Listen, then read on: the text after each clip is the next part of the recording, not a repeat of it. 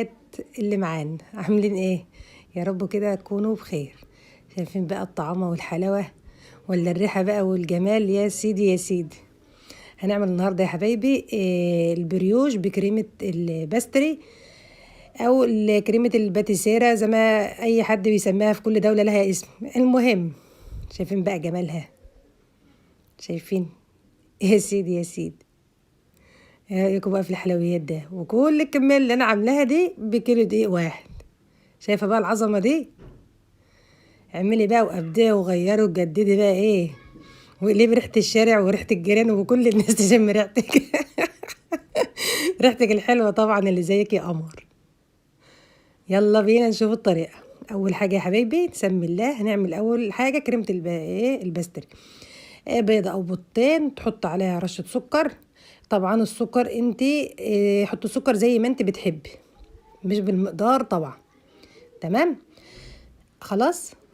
بعد كده هقوم نازله عليها بكوبايه لبن. ادوب البيض كده الاول بالسكر. تمام، لحد السكر عندك ما يبدا يدوب شويه بشويه، وابداي بقى ايه انزلي باللبن. خلي بالك كريمه الباستري ديت هنحتاجها كتير في حاجات جايه كتير. اهو،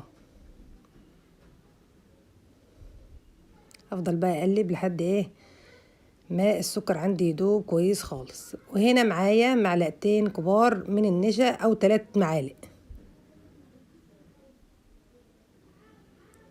واقلبي بقى. ازود بقى اللبن واحده واحده كده اهو، وافضل ادوب فيها كويس خالص.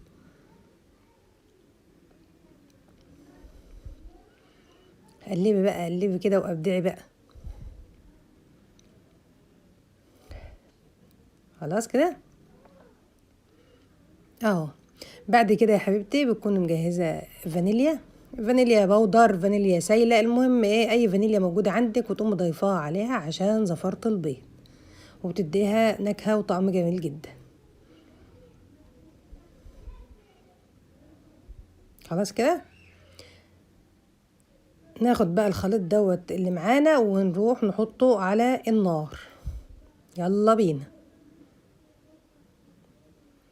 نحطه بقى على البوتاجاز بقى ايه، ونفضل نقلب فيه، ما تشيليش ايدك منه عشان ما يكتلش منك ويعمل تكتلات، لحد ما يتجانس ويربط معاكي ويوصل للدرجة اللي انا هوريها لك دي، لان انا مش عايزاه ينشف منك. معلومة، لو الكمية عندك ربطت جامد زودي شوية مية او شوية لبن لحد بصي ما توصلي للدرجة دي. ايوه كده، بصي اهو، اهو هو ده السمك اللي انا ايه عايزاه. تمام، حط بقى لايك.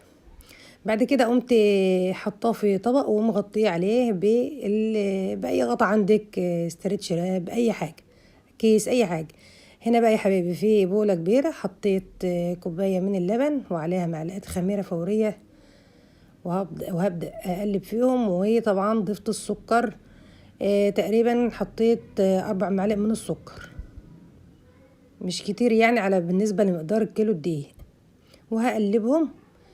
الخطوة ديت اللبن يا حبيبي كان دافي، ما تنسيش اللبن ايه دافي عشان الخميرة تتفاعل معايا كويس. هبدأ بقى ادوب فيهم. خلاص، تدوب بقى فيهم كويس خالص اهو، واسيبهم ايه لحد ما يتفاعلوا مع بعض. خلاص، هقطع عليهم بقى بكيس او بفوطة لحد ما يتفاعلوا. خلاص هما كانوا تفاعلوا معايا وخمرهم، بس انا كنت اديتهم تقليبة كده بالايه بالمضرب. هنزل بقى ببيضة ونص كوباية زيت واقلب. وحط طبعا اوعي تنسي رشة الملح في اي معجنات انت بتعمليها، وظرفين الفانيليا، كله مع بعض اهو.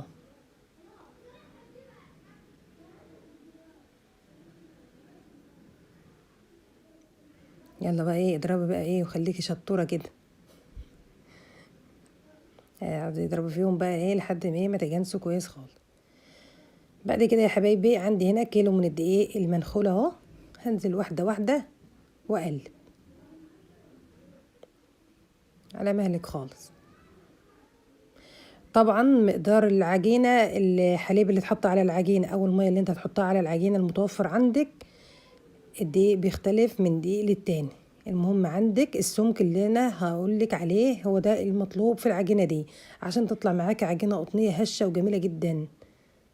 اهو سمي كده ايه وعجني. نعجن بقى بايدينا بقى احناش مالكين بالمضرب ده. واحده واحده كده اهو. وهبدا بقى ايه اعجن كويس خالص والم في العجينه لحد ما تبقى معايا عجينه ناعمه خالص. ودي للعجينه حقها، تديكي حقك في الحاجه اللي انت بتعمليها. الميه عندي دافيه، ببدا بقى اضيف ميه دافيه اهو. عندك لبن عايز تعملها بلبن صافي عادي براحتك خالص. ابدا بقى ايه اعجن عجن تمام خالص. لو عندك المضرب استخدميه.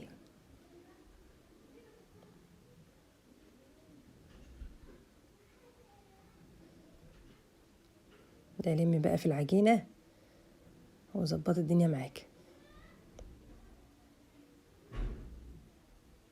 وزودي واحده واحده كده الميه. ليه بقى بتزودي الميه واحده واحده؟ عشان ما تبقاش تعرفي تملكي لها. يعني انت لو زودت الميه مره واحده هتضطري تزودي ايه تاني. شوفي العجينه بقى بتعمل ازاي معايا اهي. هي دي مططه زي اللي بنا كده اهي. شايفه؟ هو ده بقى السمك اللي انا عايزاه للعجينه الجميله بتاعتنا دي. بتلزق كده في ايدك شويه. شايفه اهي. هي دي اللي مطلوبه بقى. هبدا بقى المها في البوله كويس واغطي عليها لحد ما تخمر. حط عليها بقى براحتك خالص اهو. ونسيبها ايه لحد ما تخمر.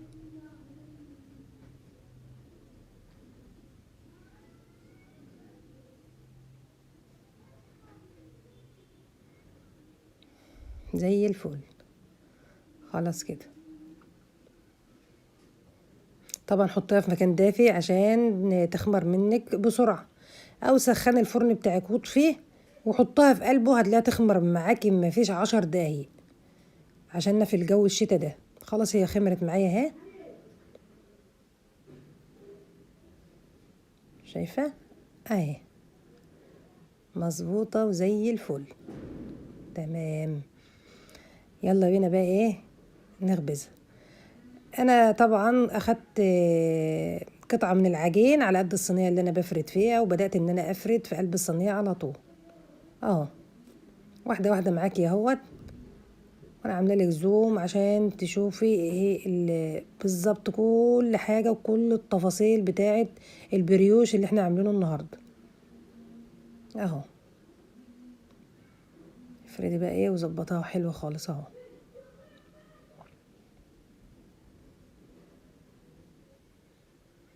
خلاص. بعد ما فردتها بقوم مغطية عليها برضو تاني عشان تخمر معاكي. مراحل التخمير دي مهمة جدا للفطاير عندنا.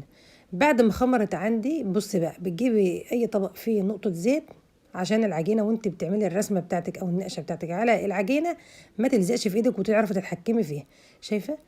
اي رسمة انت عايزاه، اي رسم، اي افتكاسة انت حباه اهو. كل ما ايدي ما الزيت بيخلص منها بقوم عاملاها بالزيت تاني وبساوي وبظبط عشان تطلع معايا زي الفل كأنها جاية من بره او ان انا مش شارياها من مخبز. بالعكس والله.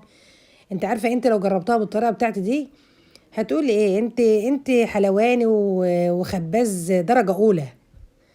عرفتي؟ هتشهدي لنفسك في اعمال الحاجات دي بالذات لانها فعلا ناجحة جدا جدا جدا وحاجة ايه تحفة تحفة تحفة تحفة اهو. انا ببدأ اسوي كل الايه الاشكال معايا عشان الخطوط اللي انا بعملها دي هي دي اللي انا هحشي بيها كريمة الباستري او الباتيسير اهو.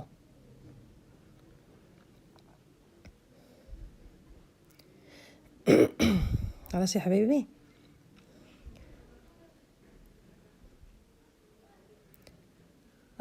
انا طبعا ببدا ايه ان انا اوسع شويه عشان الكريمه اللي انا ايه هحطها اهو.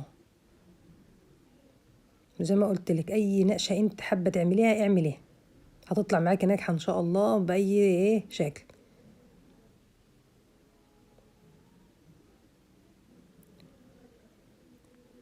خلاص كده. دي طبعا بقية العجينة عندي في صينية تانية برضو، انا بوريكي بس ايه مجرد افكار انت ممكن تعمليها. بدأت برضو ايه اعملها بنفس الايه الحركة بس برسمة تانية. دي مجرد افكار ليكي مش اكتر، وانت ممكن طبعا ده اكيد طبعا هتعملي اشكال اجمل واحلى من كده كمان اهو.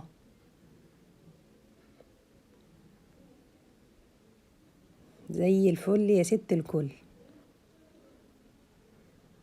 خلاص كده دي جاهزة معايا اهي.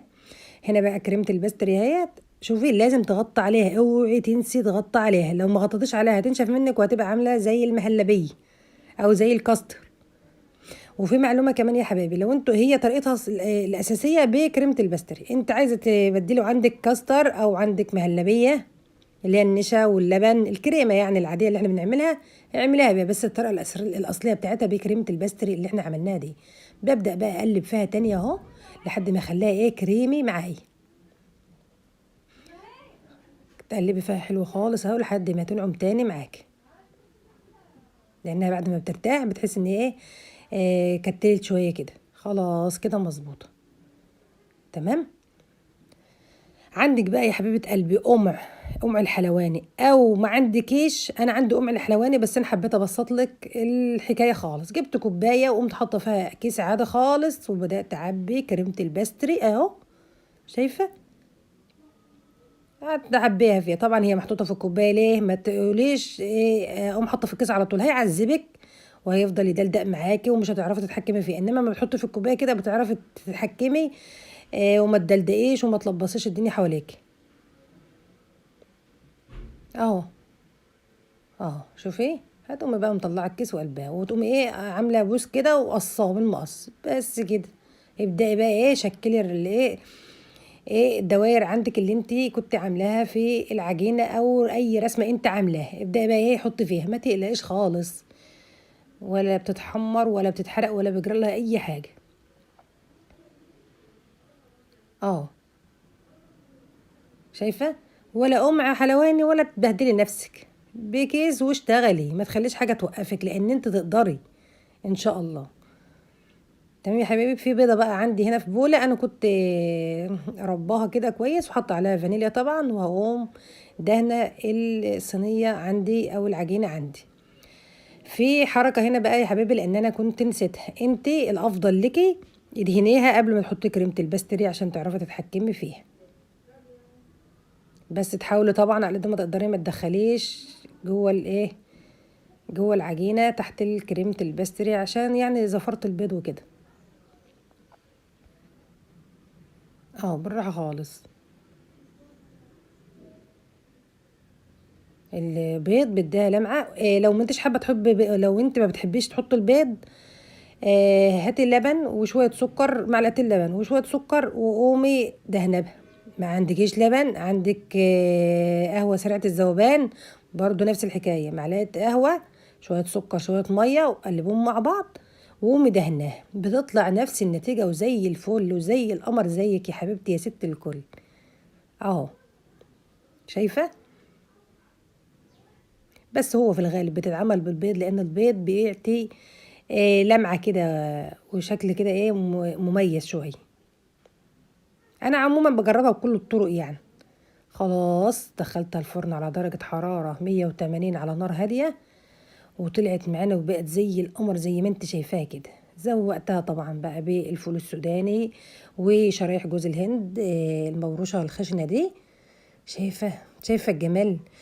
بصوا بقى يا حبايبي، المعلومه بقى المهمه اللي انا عايزه اقولها لك، اللمعه دي من ايه بقى؟ عندك مربى، عندك شيره او شربات. الشيره اللي هي الشربات في الدول العربيه بيسموها شيره، او سيرب اللي هو الشربات برضو يعني ليه كذا اسم. تقومي دهنه الفطيره عندك بعد ما طلعت من الفرن وتبداي تحطي عليها بقى ايه المكسرات بتاعتك عشان تلزق معاكي على الفطيره. لو ما عندكيش طبعا الشيرة، عندك اي مربى ادهنيها به. تمام. هتديكي نفس اللمعة، نفس الريحة، نفس الجودة، نفس الجمال والعظمة اللي انت شايفاها دي. ايه رأيكم بقى في الجمال والحركات الروعة دي؟ فطاطر مين؟ احنا اسياد الفطاطرية يا جماعة. شايفين الجمال؟ ما تنسينيش بدعوة حلوة لو جربتيها ونجحت معاكي. ولو عجبتك الوصفة ما تنسونوش يا جماعة بالاشتراك في القناة، خلوا القناة تكبر يا جماعة. وتفعيل زر الجرس عشان يوصلكم كل جديد والقناة تكبر بيكم يا حبايب قلبي. واهم حاجة الدعوة الحلوة. جربيها على ضمانتي، ومستنياكي في التعليقات الجميلة. طبعا قطعة شايفة بتخ ازاي؟ يا جماله يا جماله. ناجحة يا جماعة، عجينة ناجحة. ما تنسيش تحطي النار عندك تكون متوسطة عشان ما تحمرش منك من فوق ومن تحت، ومن جوه تكون لسه فيها عجين. اهم حاجة التسوية عندك المظبوطة. هتقولي طب هي بتاخد مثلا مقدار قد ايه تسوية؟ هي تقريبا بتاخد 25 دقيقة تسوية. وسلام بقى لو عندك فرن. الإضاءة هنا كانت ظلماها، بس العجينة جميلة جدا. شايفة بقى الكريمة الباستري حاجة كده ايه، لوز اللوز. لو عندك بقى فرن كهرباء بقى بمروحة، انسي بقى ان العجينة تبوظ منك خالص. شايفة اهو زي القمر. ودي بعض من العجينة كانت فاضلة عندي برضو، مجرد افكار ليكي. شفتي؟ شوف انا عاملاها ازاي. شايفة جمالها؟ شايفة اللون والجمال والحلاوة ولا الريحة يا جماعة والطعامة؟ ايه حاجة تجنن، تجنن. بألف هنا لكم يا حبايب. اهو. ودي الصينية التانية اللي كانت معانا اهو. والكريمة عندك واضحة وزي القمر، ولا اتحرقت ولا جرى لها اي حاجة. خلاص كده يا حبيبي. ايه رأيكم؟ وبكيلو واحد دقيق بس املي بيتك كله خير. خلاص.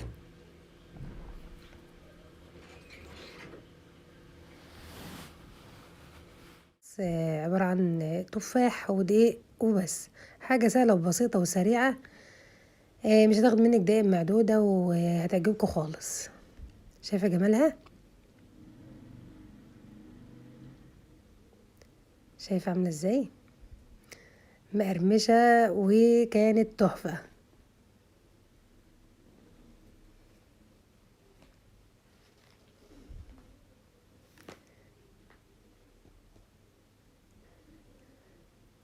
يلا بينا نشوف الطريقة. يلا بينا. في بول عندي هنا حطيت بيضتين.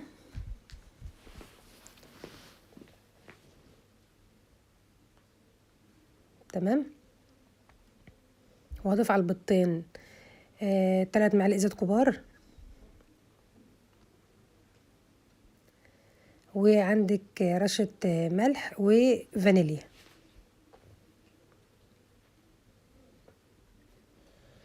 وهتحطي مقدار معلقتين سكر كبار، انا مش هحط كل الكمية دي. تمام. وتقوم بقى مقلبة كده.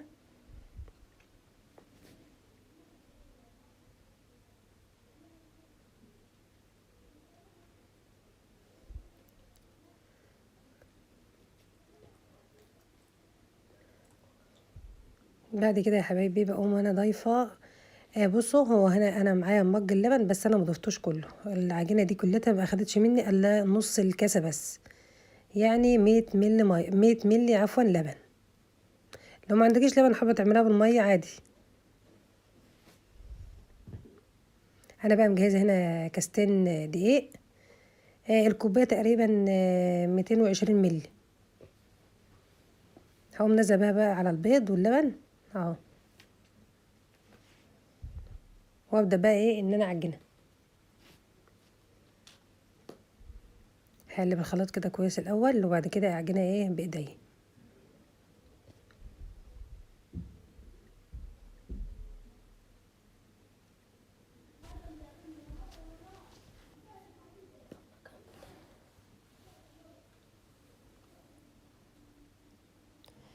بعد ما قلبتها شويه كده مع بعض، هقوم ضيفة ظرف بيكنج باودر، معلقة كبيرة بيكنج باودر، تمام، على العجينة عندي.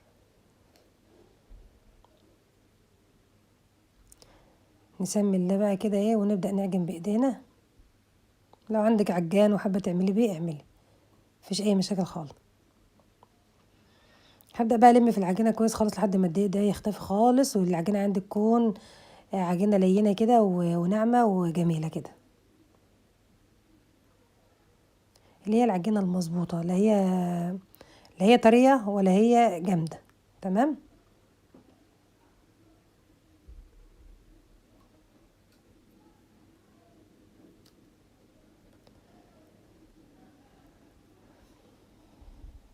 بس كده العجينة بقى جاهزة معايا اهي شايفة. هقوم بقى مغطية عليها واسيبها ترتاح شوية، مش هسيبها تخمر، بس هسيبها بس ترتاح شوية عشان تبقى سهلة معايا في الفرد. لما سبتها ترتاح بقى جبت تفاحتين، او حسب ما العجينة وانت بتفرديها هتعوز معاكي. هقوم بقى مقشرة التفاح،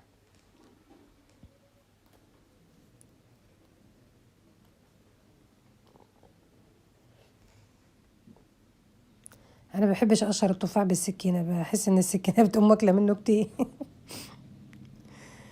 خلاص بعد ما قشرته بقى بقوم منضفة قلبه واقوم مقطعاه شرايح، يعني رقيقة خالص كده، مش تخين، اهو زي ما انت شايفة كده.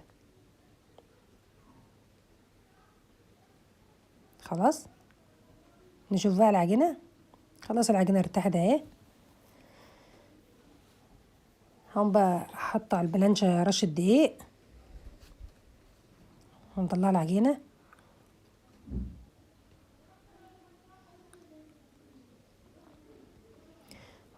احط عليها كمان رشة دقيق،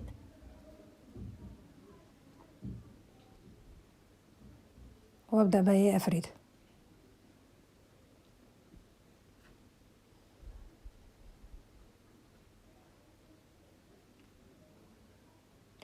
ما عندكيش النشابة وحابة تعمليها بايديك عادي خالص، خلاص اتفردت معايا وبقت زي الفل. هقوم بقى جايبة شريحة تفاح اهي، واكون مقلبة سكر على قرفة، لازم التركة دي. بص بقى، انت لو ما عندكيش قرفة عليك برضو تعمليها بالتفاح، هي الطريقة الأصلية بتاعتها بالتفاح بس، انما لما انا جربتها بالطريقة بتاعتي انا ديت اللي زودت فيها القرفة والسكر مع التفاح، بصراحة كانت فوق فوق الرائعة، روعة جدا. وانتوا لما تجربوا بإذن الله هتحكموا وهتشوفوا. بدأت بقى ارص في شرايح التفاح على كل العجينة كلها، زي ما انت شايفة، واحدة واحدة اهو، سهلة وبسيطة ومش هتاخد منك دقايق. خلاص كده خلصت الكمية اهو. اقوم بقى رش عليها السكر والقرفة، بس بجد والله يعني فرقت في الطعم خالص. عشوة سهلة وسريعة، او فطار سهل سهل وسريع، ما بتاخدش وقت، ومفيدة ومغذية.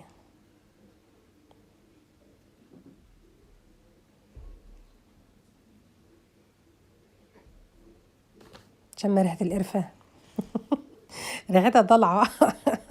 من قبل ما تدخل من قبل ما تستوي ولا تحط في النار. هبدأ بقى الفها رول، شوفي، بسم الله، واقوم لف. ايوه شايفة، بالراحة خالص عشان تفاح ما يقومش شايق منك العجينة، بالراحة خالص اهو. انا هنا بدأت افضي الحرف دوت عشان ده اللي هلزقه في بعضه اهو. اهو شايفة، تقوم جايبة الطرف ده كده وتعملي وتلحميه مع بعضه مع بقية الرول كده اهو.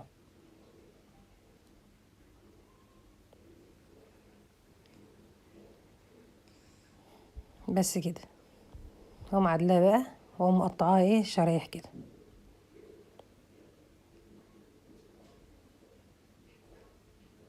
هي عاملة نفس حركة السينابون، بس اللي بيختلف معاكي هنا اللي حشوة التفاح في قلبها، بس بجد مخليها الطعم مختلف. بالراحة خالص اهو، ما تقلقش خالص من التفاح، بترجعي تاني تظبط الدنيا.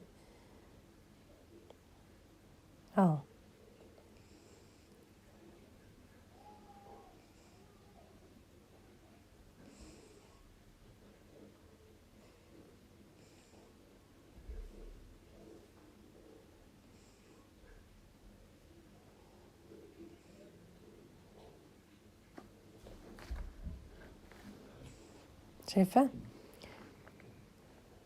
اهي،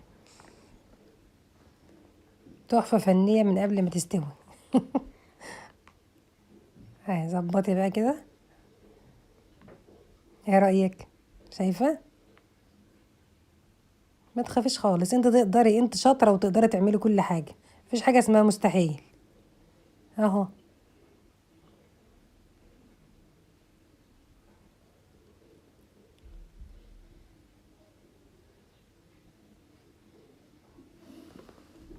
خلاص كده. شو بقى المفاجاه بقى؟ ان انت مش هتحطيه في الفرن، لا ده انت هتقليه في الزيت، وما بيشربش زيت كتير ولا حاجه. في طاسه بقى على النار، حطيت فيها شويه زيت اهو، بسم الله، واقوم ايه نازله باول قطعه اهو، وارصهم بقى كلهم. تهدي بقى النار، عشان خلي بالك الزيت هيقوم عتهالك لون على طول. هدي النار عشان تستوي منك، ما يكونش قلبها عجين، خلي بالك من الحكايه دي.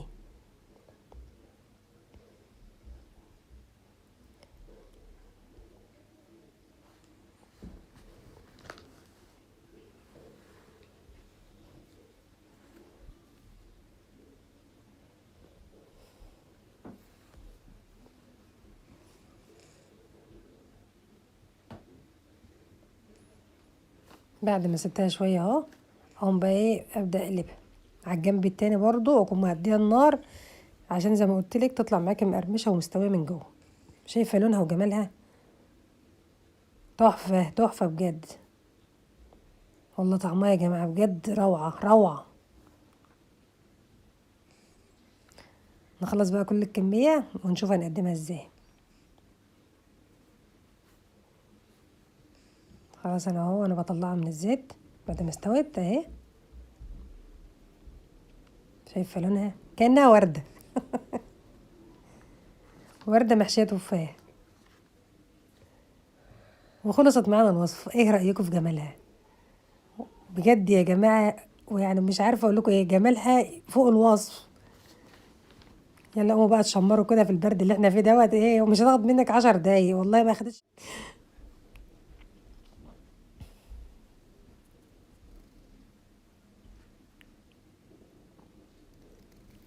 شايفه؟ ندوق بقى. شايفه عامله ازاي؟ مقرمشه ومخرفشه وايه، تحفه. شايفه جمالها؟ يا سلام.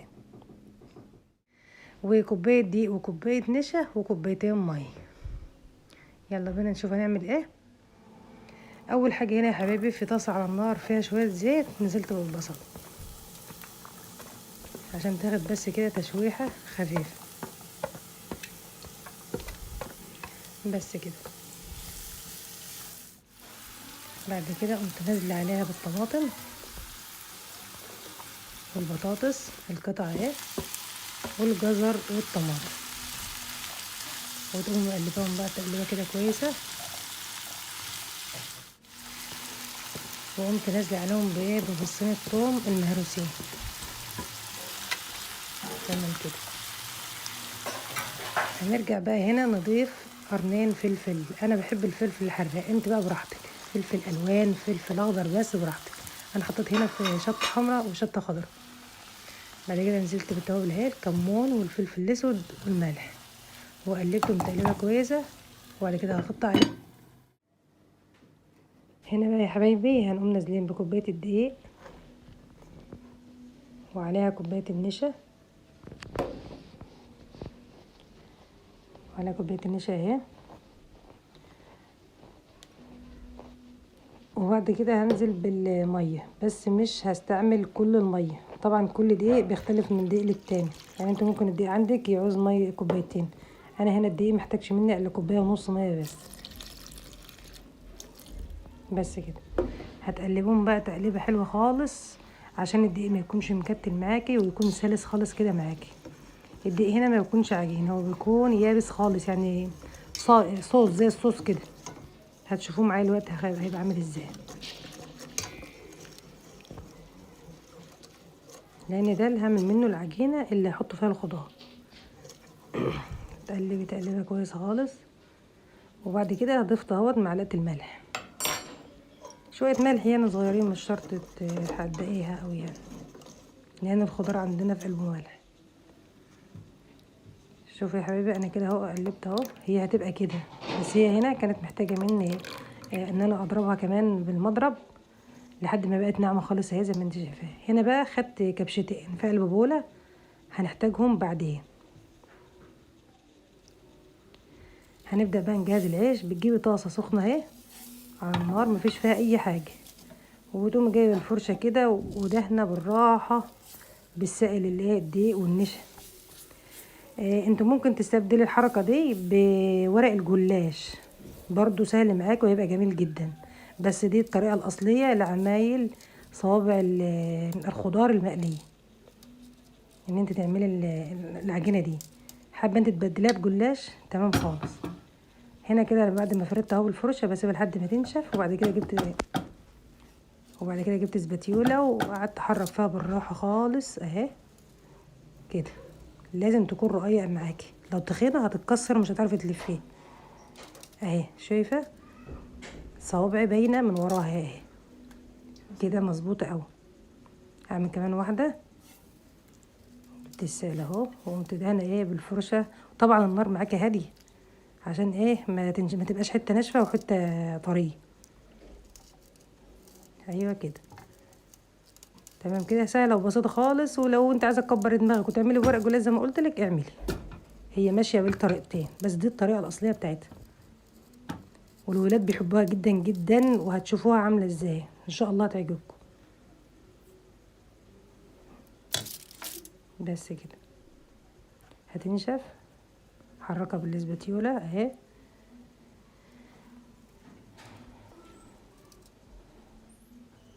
لسه لقيتها لسه طريه قوي فسيبتها تنشف شويه كمان.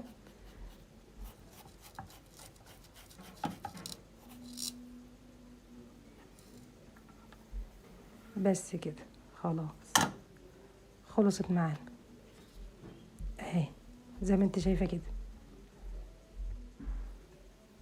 جميله خالص. هنفرد بقى.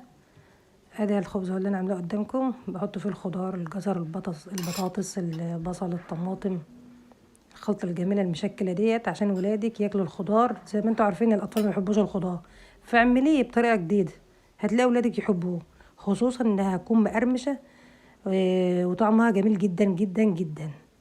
ان شاء الله ولادك هيطلبوها منك اصلا كل شويه. فاكرين بقى الكبشتين السائل اللي احنا خدناهم من العجينه اهو، دول بقى الماده اللاصقه اللي انت هتستخدمي بيها، لازم تدهنيها بيها، لان انت لو ما عملتش كده هتقوم فكه منك في قلب الزيت. بس كده، وتلفي بقى كانك بتلفي ورق المحشي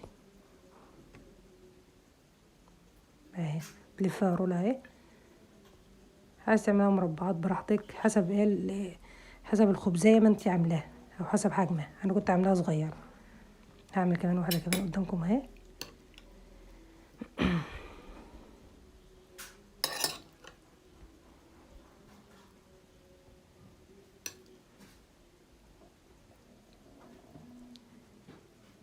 هقفل من الجناب جنب ده والجنب التاني، واقوم لفه بقى. بسم الله،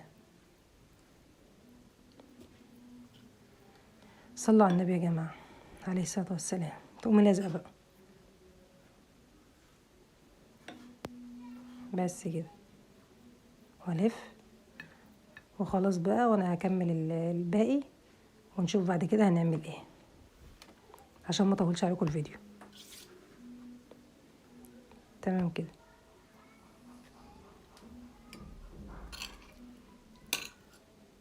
كمان واحده اهي.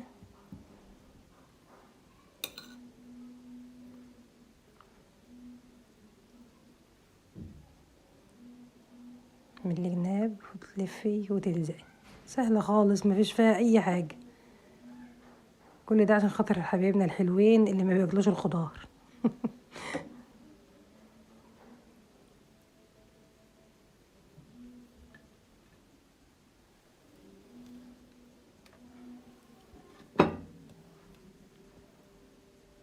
اهي زي ما انت شايفاها كده. هنا بقى في طاسه على النار حطيت فيها شويه زيت، وبدات ان انا احمر صوابع الخضار بالبطاطس اهي. هقوم بقى محمراها ومقلباها على الجناب لحد ما تحمر معايا وتبقى لونها دهبي جميل كده.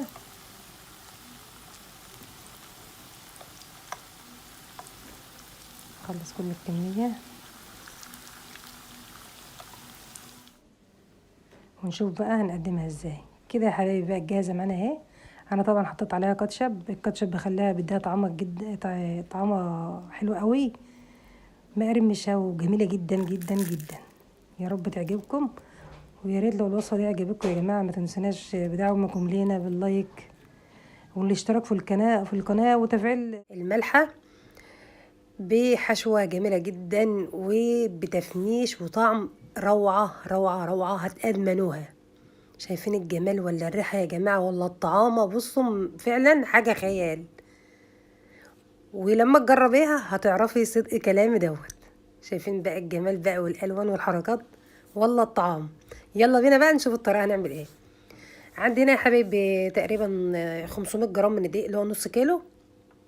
بنزل عليه بالخميره والسكر وشويه ملح، تمام، وبيضه، تمام اهو، خلاص، وبشويه زيت صغيرين كده، لان في الاخر هلم العجينه بزيت، وهعجن بميه دافيه او حليب اللي متوفر عندك، تمام.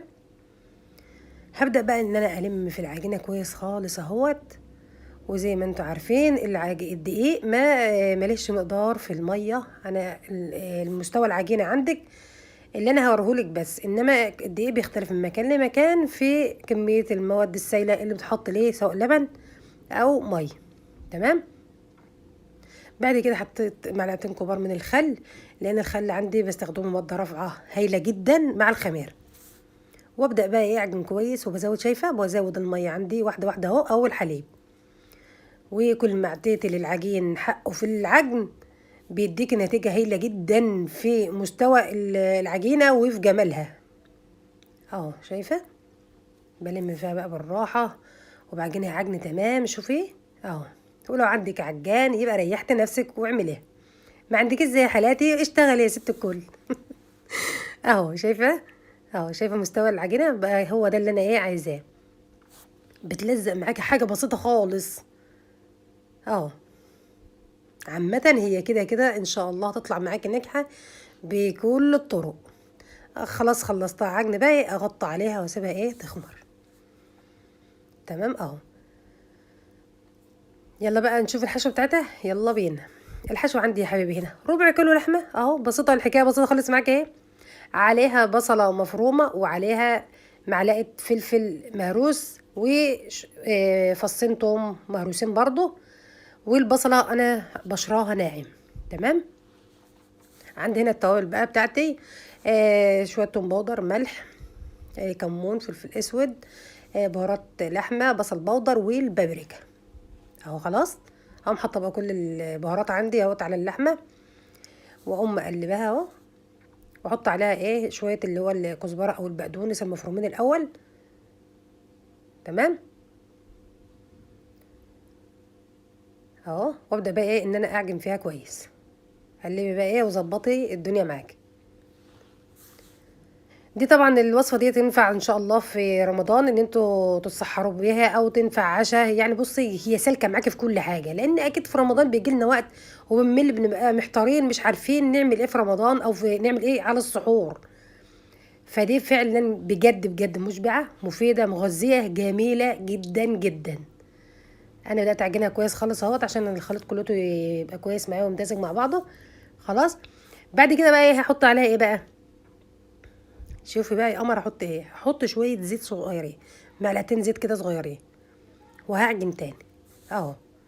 ما تخافيش ما تقلقيش، بتبقى معاكي عسل عسل عسل اهو. خلاص كده تمام. بعد كده يا حبيبي بقى انا بدات اكور اللحمه المفرومه عندي. بصي ابقي ادهني ايدك شويه زيت صغيرين عشان تعرفي تتحكمي في في اللحمه، لان زي ما انت عارفه احنا حطينا عليها شويه زيت، فبتلاقيها مرقه شويه كده معاكي. فعشان تملكي لها امسحي ايدك بشويه زيت صغيرين، وابدأي كوري كور كده صغيره اللحمه، لان الكور دي احنا هنحطها في كور العجين اللي هوريها لك دلوقتي بعد ما العجين يخمر عندي. بس انا ايه قلت اما اجهز كده عبال ما العجينه عندي تخمر وتبقى زي الفل اهو. شوفي كور كده على قد ايه، طبعا من الحجم اللي انت بتحبيه اهو. خلاص كده انا خلصت كده كميه اللحمه عندي اهو. هنشوف بقى ايه العجينه بتاعتنا القمر عملت ايه. خلاص العجينه عندي خمرت زي العسل اهي تمام. طبعا انت ممكن تعملي باي مقدار دقيق، مش شرط يعني النص كيلو اللي انا عاملاه، ما تحكميش نفسك بحاجه. بجيب بقى ايه البلانش عندي او سطح العمل اللي انا هشتغل عليه، بحط عليه نقطه زيت صغيره اهو، وببدا ان انا افرد فيها، وممكن ما تفردهاش كمان وتمسكيها بايدك كده وتقومي ايه حاطه فيها كرة اللحمه وتقفليها كده زي العسل اهو. بصي شايفه، اقفليها بقى كويس من تحت تاني اهو. وبكون طبعا دهنه صينيه بالسمنه او الزيت، وبرص فيها كور العجين المحشيه اللحمه عندي دي تمام اهو. اهو شوفي اهو، ايه رايك اهو، واحده واحده معاكي اهو. شايفه اهو. نخلص بقى كل الكميه واوريك كده انا خلصت اهو. هسيبها طبعا تخمر، سبتها نص ساعه وبعد كده ايه حطها في الفرن عندي على درجه حراره 180 لمده تلت ساعه. هنا بقى الصوص اللي انا هحطه فوقها، عندي هنا كوبايه زبادي وشويه زيت وصلصه، وعندي برضو مج عصير طماطم فريش. هقلب دول الاول مع بعض. حابه تحط عليها توابل حطي، مش حابه براحتك، لان انا هحط عليها لسه جبنه موتزاريلا وشيدر اللي هو الميكس الجبنه يعني، وبقدونس وزيتون. فانت لو حابه تزودي منكهات توابل براحتك حطي تمام. وعندي اهو مج الشوربه مج عفوا الصلصه، مج الطماطم الفريش اهي. طلعت من الفرن عندي اهي واحمرت وبقت زي القمر اهي. خلاص هقلب بقى ايه الزبادي والصلصه على على الطماطم الفريش اهو بالراحه خالص اهوت تمام. وهبدا اسقيها بيه اهو. ويا سلام بقى لو كان، لو بدل الزيت اللي انا حطيته ده وحطيت الكزبره الخضراء مقطعه مفروم وشويه زيتون اهو، ولو عايز احط بقدونس براحتك حط. يا سلام بقى بقول لك بقى ايه لو كان بدل الزيت الطعام دوت زيت زيتون، يا سلام على الطعم بقى والجمال والريحه. مع انها بصوا خيال، هي اصلا كانت خيال. خلاص وزعنا الخليط بتاعي، بدأت بقى احط الجبنه الميكس عندي بقى ايه، حط بقى وظبطي يا حاجه، ما تحرميش نفسك بقى، عيشي بقى وعيشي ولادك وجوزك طبعا. اهو شوفي، شايفين يا جماعه هي تتاكل من قبل ما تخش الفرن. والله العظيم من جمالها وريحتها. يلا قومي بقى شمري او احفظي دي الوصفه دي عندك في صندوق الوصف اللي سحور رمضان، صدقيني هتملي في يوم من في يوم من الايام عشان سحور رمضان ابقي اعتمد الوصفه الجباره دي.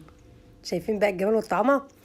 يا ريت بقى يا حبايب قلبي اللي اول مره يشوفني او ما اشتركش عندي في القناه يشترك في القناه ويعمل لي لايك وشير ويفعل زر الجرس عشان يوصلكم كل جديد والقناه تكبر بيكم ان شاء الله. وما تنسونيش طبعا بدعوه حلوه لو الوصفه عجبتك وجربتيها، وهستنى اراكم في التعليقات. ايه رايكم؟ شايفين جمالها بعد ما طلعت من الفرن؟ يا سيدي يا سيدي. اهي شايفه خطيره. يلا بقى نشوف قطعه منها. شوفي بقى يا ستي، اي حاجه انت رايحه مش تجيبي سكينه يا حاجه؟ يلا بقى معلش يا جماعه. هتقطعها بالاسباتيول. ايه هي هتقطع معاكي بكل سهوله. شوفي بقى يا سلام، شايفه شايفه بصي ايه بسم الله اهو. شوفي شايفه العجينه بقى وهشاشتها وبياضها والالوان والحاجات والتتبيله والريحه حاجه جباره جباره. استني بقى اما نشوف قلبها بقى. شايفه عجينه قطنيه هشه 100% ناجحه ناجحه ناجحه. انت لو حابه تعمليها بالطريقه الحلوه وحابه تحشيها حاجات يعني تبقى كنوع حلو هتعمليها بنفس الطريقه، بس بقى مفيش اللحمه بقى والصلصه والحاجات دي بقى، تحط بقى ايه حاجات حشوات بقى من اللي هي الحلوه بقى بتاعتك انت بقى، وتحط سكر وعسل والحاجات دي، ومفيش فيها اي تعقيدات. والفطيره ديت عامله ترند دلوقتي في المطاعم، وطبعا ما بردوش يقول لحد هم عاملينها ازاي، بس انا جبت لكم طريقتها بطريقه سهله وبسيطه جدا، ويا ريت تعجبكم وتجربوها. يلا بينا نشوف هنعملها ازاي. اول حاجه يا حبايبي، هنا انا عندي كيلو من الطحين. انا الطحين الطريقه ديت انا بعتمدها في كل المخبوزات عندي. فالكيلو دوت انا مش هستعمله كله، حطيت عليه خميره وسكر وملح وبيضه. تمام. طبعا لما بتخمر باخد منها الجزء اللي انا عايزاه، وبعمل بالجزء التاني مخبوزات تانية خالص. تمام. وبعد كده ببدا احط الميه الدافيه اهوت، وببدا ان انا اعجن فيها عجن كويس خالص اهو زي ما انت شايفه قدامك. ولو عندك عجان وحابه تعمليها فيه اعمليها، بس انا بعمل لك بالطريقه الاسهل والابسط،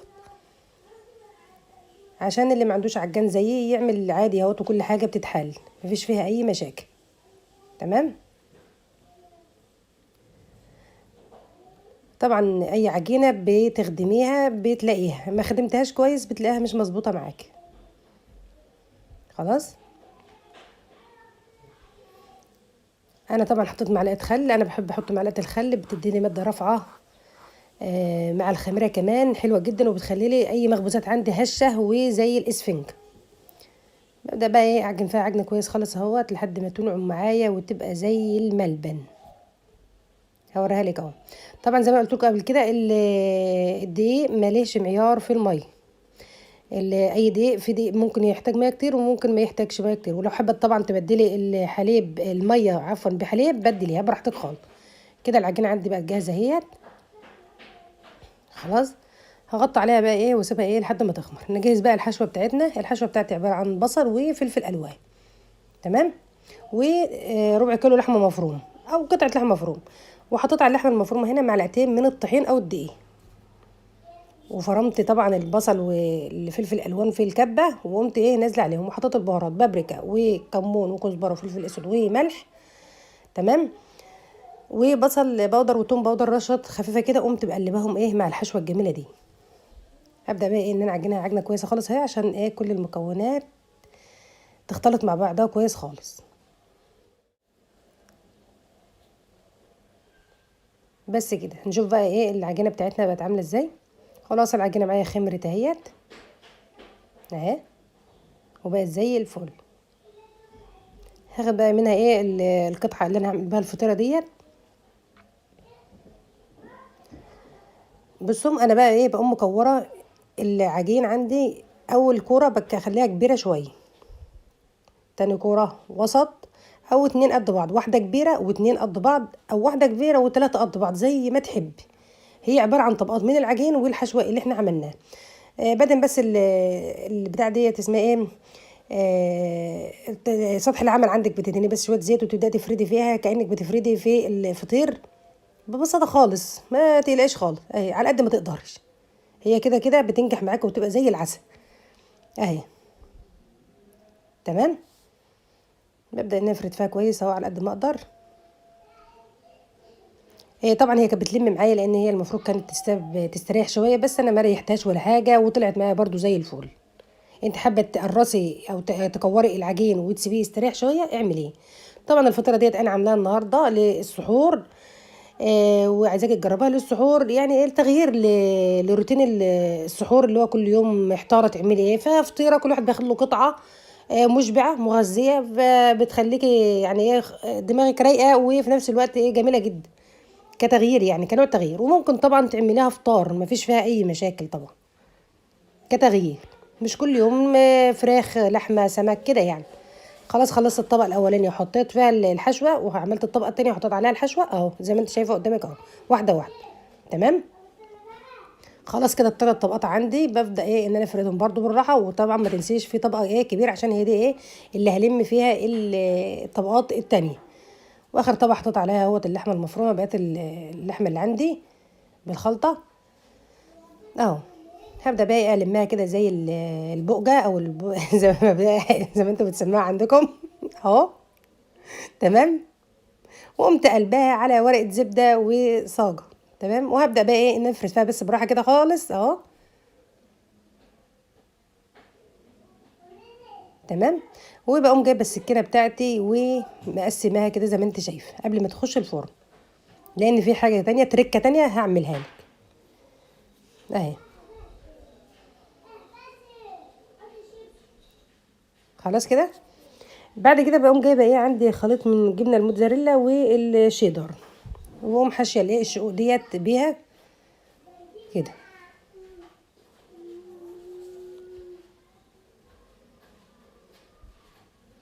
يا ريت يا حبايب قلبي بقى اللي وصل لحد هنا كده وما اشتركش عندي في القناه، ما تنسوش الاشتراك في القناه، وطبعا اللايك اللايك اللايك يا جماعه عشان الفيديو يترفع وناس كتير تشوفه والقناه تكبر. اهو شايفه انت عندك فكره هي دي معموله ازاي. هي بتنفخ على فكره في الفرن، بتعمل زي الكوره كده، بس انا ما صورتهاش وهي في الفرن متنفخه. هي كده كده بتطلع لك متنفخه اصلا من الطبقات اللي جوه، وهي بعد ما طلعت عندي من الفرن شكلها يجنن وريحتها كانت قلب الدنيا.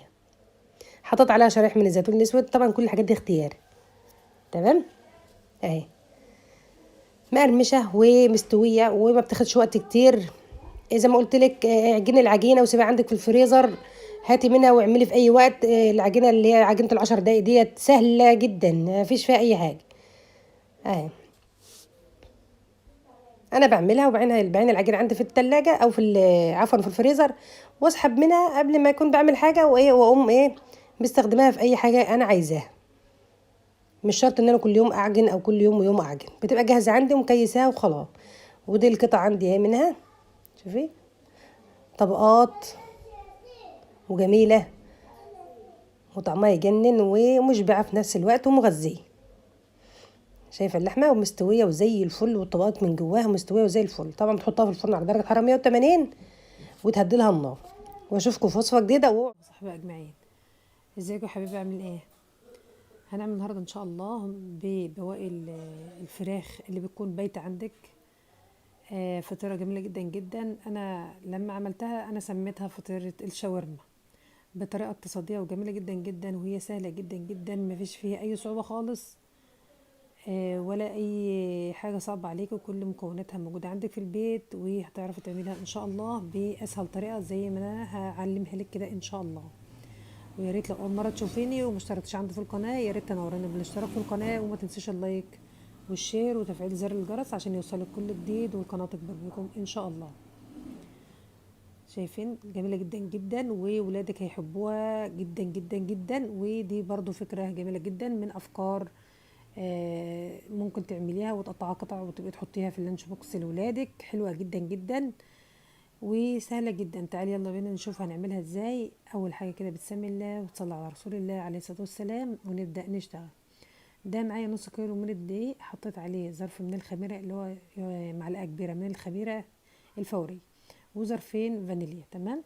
وعندي هنا شويه سكر ومعلقتين سكر كده ورشه ملح وربع كوبايه زيت، وادي البيضه بتاعتنا. بس كده تمام. هنشوف بقى نحط ايه كمان. وحطيت عليهم معلقتين كبار من الحليب البودر. طبعا انت لو عايزه تحطي حليب سايل حطيه عادي، مفيش اي مشاكل. تمام كده. تمام. بعد كده بتسمي الله وتبداي ايه بقى تعجني فيها عجن كويس خالص لحد ما العجينه بتاعتك تكون متجانسه كده وناعمه. وزي ما قلت لك قبل كده في الفيديوهات بتاعتي اللي قبل كده، ان اي حاجه اما تخدميها كويس بتلاقيها كويسه جدا جدا. هنعجن فيها كويس خالص لحد ما تتكور معانا وتبقى كويس. ولو عندك مضرب خلاص تمام. تمام. خلاص هي بدأت تلم معايا اهي، عشان ما اطولش عليكم الفيديو. وبعد كده هغطيها بفوطه باي حاجه عندك لحد ايه ما تخمر معاكي شويه كده. تمام. يا ريت يا جماعه، بتمنى من كل قلبي تدعوا لاخويا ان ربنا يشفيه ويعافيه يا رب العالمين، ويشفي مرضانا ومرضى المسلمين، لان يعني تعبان جدا جدا. فبتمنى منكم دعوه 40 غريب. والفيديوهات ديت انا عاملاها من فتره، وعندي فيديوهات كتيره جدا كنت عاملاها برضو من فتره. وكان في واحده سالتني وبتقول لي انت في وصفه السان سباستيان كيك ان انت مش اللي عاملاها، او مش هي دي اللي انت عملتيها. لا يا حبيبه قلبي، انا اللي عاملاها، بس انا جوزي وولادي وساعات اختي بتعمل وصفات وبحطها على القناه بتاعتي، فالايادي مختلفه، لان انا ساعات بخلي جوزي او ابني او بنتي بيساعدوني في تقديم الحاجات. تمام. وساعات اختي اللي بتصور وبقوم حاطه الفيديو بتاعها على القناه بتاعتي للعلم بس. وعادي يعني، مش انا مش زعلانه ولا حاجه ان انت بتسالي او بتقولي، فعادي خالص. تمام. تعالوا بقى نكمل الوصفه بتاعتنا. هنا انا قطعت حبتين من الطماطم عشان اجهز الشاورما بتاعتنا بقطع الفراخ البيت عندي اللي محدش رضى ياكلها، او صدور الفراخ. اكيد كلنا عارفين ان ولادنا ما بيحبوش دي، طبعا فراخ بيضة او اي فراخ عندك موجوده هتعمليها بيها. قطعت الطماطم وقطعت فلفل حراق، ما كانش عندي فلفل من العادي، لو انت عندك فلفل من العادي قطعيه، بس احنا بنحب اكل حراق. تمام كده تمام. بعد كده بتجيبي بصل عندك وتقومي بصل او اتنين، انا بحب البصل بتاعها كتير، وتقوم مقطعاه باي تقطيعه انت حباه، بس انا هقطعها ناعم عشان دي هتبقى حشوه للفطيره فيكون افضل. تمام كده. طبعا انت حابه تعمليها في الكبه اعمليها، مفيش اي مشاكل خالص، بس زي ما بقولك الطبخ دوت بيعوز بال رايق، فانا للاسف متوقفه عن اي تصوير اي حاجه اليومين دول خالص لحد ما ربنا يطمني على اخويا. امانه عليكم تدعوا لاخويا ان ربنا يشفيه شفاء لا يغادر سقما، هو مرضى المسلمين اجمعين. وكل اللي انا عندي فيديوهات متصوره من 9 شهور، ومن اول ما فتحت القناه ما حطيتهاش لسه على القناه. تمام كده.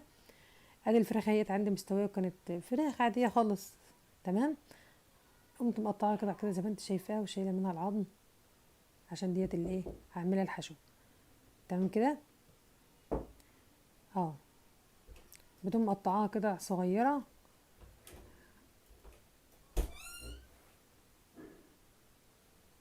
انا طبعا بشيل منها الجلد لان مليش اي لازمه.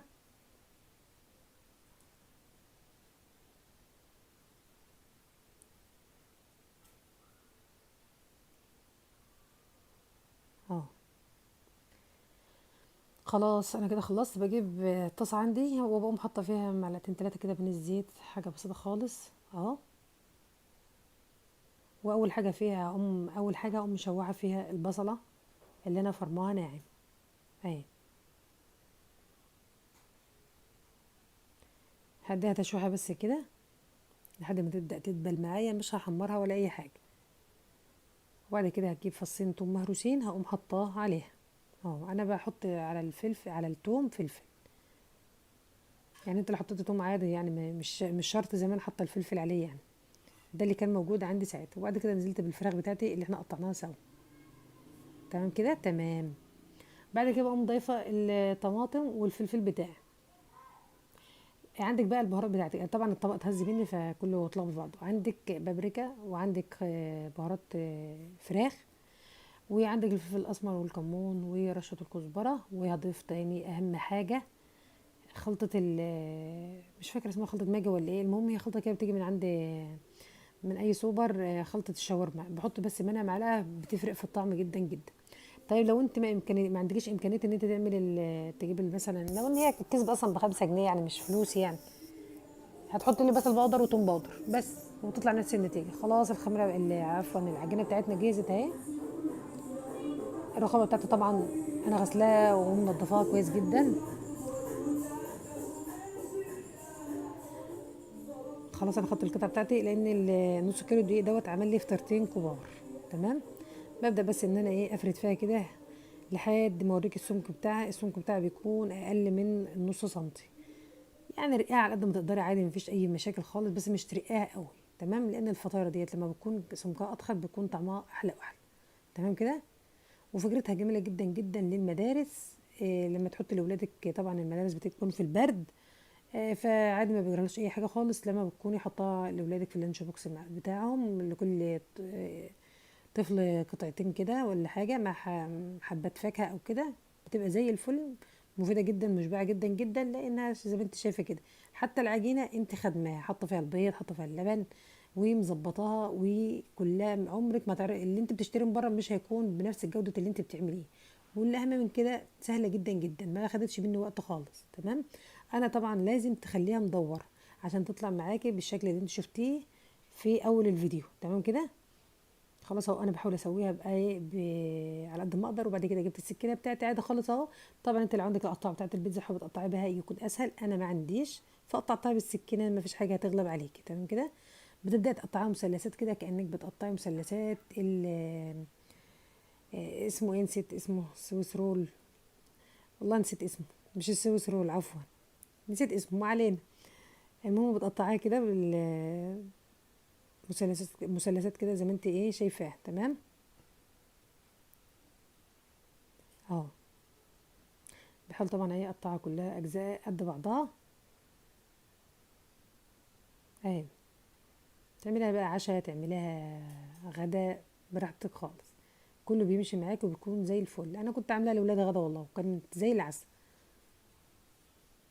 بجمعها بقى عشان نشوف هنعمل فيها ايه بعد كده. ما تقلقش خالص، ما بتلزقش لان انت مظبطه سمك العجين بتاعها، وما انتش مكتره اي سوائل، فهتطلع معاكي مظبوطه زي ما انت شايفاها كده. خلاص بعد كده بجيب صينيه الفرن العاديه بتاعتك. مش شرط تحط ورقه زبده زي ما انا حطيت، اديني بس الصينيه زيت. تمام، او سمنه. وهتجيبي لي اي بوله عندك، اي طبسيه او اي بوله زي ما تسميها، اي طبق مدور، وتقومي حاطاه له في النص. تمام كده. وتبداي ترصي في مثلثات العجين زي ما انت شايفه كده. وتحاولي تظبطي الدنيا، لان ساعات المثلثات بيكون اكتر من الداير بتاع الصينيه اللي انت هتلفيها فيها. فانا كنت اتعرضت ان انا افكها تاني واظبطها تاني. اهو زي ما انت شايفه، حطيت حاولت بدات احط ايه، اركبهم كده فوق بعض عشان اظبطها. والكميه عندك تكفي الصينيه دي. تمام. اهو. كل حاجه قدامك واحده بواحده، وهتطلع زي الفل ان شاء الله. اه. تمام.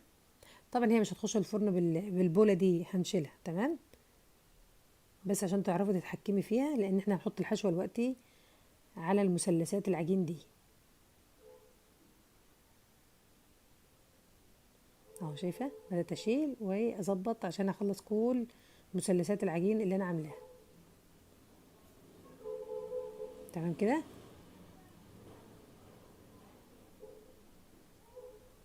اهي.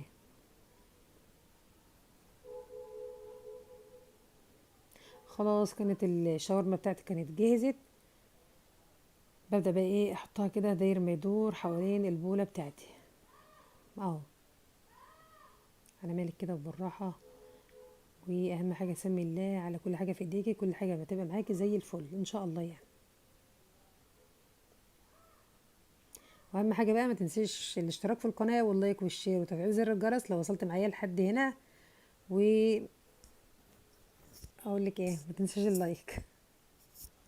خلاص اديني شلت البوله اهوت بطرف السكينه. بعد كده بتقوم جايب طرف العجينه زي ما انت شايفه كده وحطاه لجوه. تمام. عادي كل الوقت ده هيتلم تاني عادي خالص. اهو شايفه. اهي بتتنيها لجوه. اهو. شايفه شكلها جميل ازاي. عادي لو في واحده زادت فوقهم كلهم عادي، مفيش اي مشاكل. ما تشغليش بالك، عادي بتطلع نفس الشكل ونفس الجمال. اهو.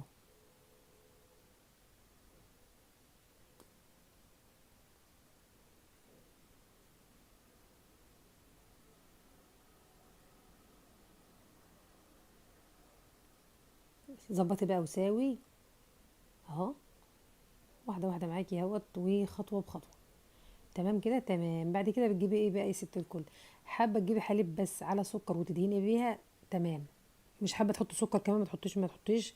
بس الحركات دي بتدي لمعه ولون جميل جدا جدا للفطيره بتاعتك. فاساسي. انما هنا انا حطيت بيضه، عليها لبن، عليها مفيش نقطتين من الخل عشان زفرة البيض ما تبانش في الفطيرة. حابة تحطي فانيليا تاني على البيضة واللبن، حطيها. وتقومي دهنها لك الفطيرة بتاعتك وتسيبها ترتاح. تمام كده.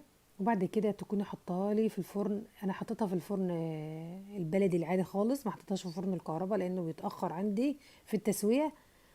فقمت حطاها في الفرن البلدي. طب انت لو هتحطها في فرن البوتاجاز او الفرن الكهرباء، هتحطها لي في درجه حراره 180 من فوق ومن تحت، وتكون اخدت تقريبا نص ساعه الفطيره في الفرن.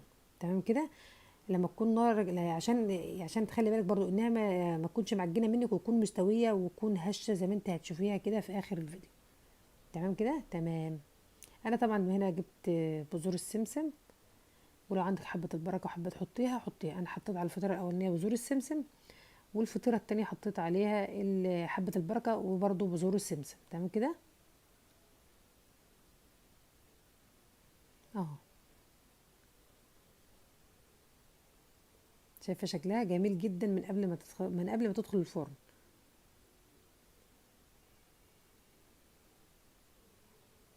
خلاص. ودي الفطيره التانية عندي اهي، برضو عملتها نفس الحكايه، بس كان عندي طبعا صاجه مربعه عادي خالص اهو. عشان لواحده قالت لي طب لو انا مش عندي صاجه مدوره اعمل ايه او صينيه مدوره؟ يا حبيبه قلبي كله شغال معاكي، مش شرط خالص. ما تعجزيش نفسك على حاجه. خلاص دخلت الفرن بتاعي واستوت وطلعت زي العسل، زي ما انت شايفاها كده. يا رب تعجبكم ان شاء الله، ويا ريت تجربوها وتكتبوا لي في التعليقات ايه رايكم في فطيره الشاورما اللي معموله من الفراخ البايته. جميله جدا جدا. طبعا لو حابه، لو ما عندكيش فراخ بايته حابه تعمليها بلحمه عادي، نفس الحكايه. طب لو حابه تعمليها بفراخ طازه عادي برضو، ولا يهمك يا ست الكل، كله ماشي معاكي كده زي ما انت شايفه. دي الفطيره الاولانيه، ودي الفطيره التانية اهي اللي انا حطيت عليها حبه البركه. وطبعا فضل معايا حتتين فضل معايا مثلثين من العجين، قمت لفاها كده، اللي برضو اللي ما افتكرتش اسمه تاني، قمت حشيها جبنه. تمام اهو. دي الفطيره الاولانيه اهي، شوفوا لونها، شايفه العجينه جميله جدا جدا. بس كانت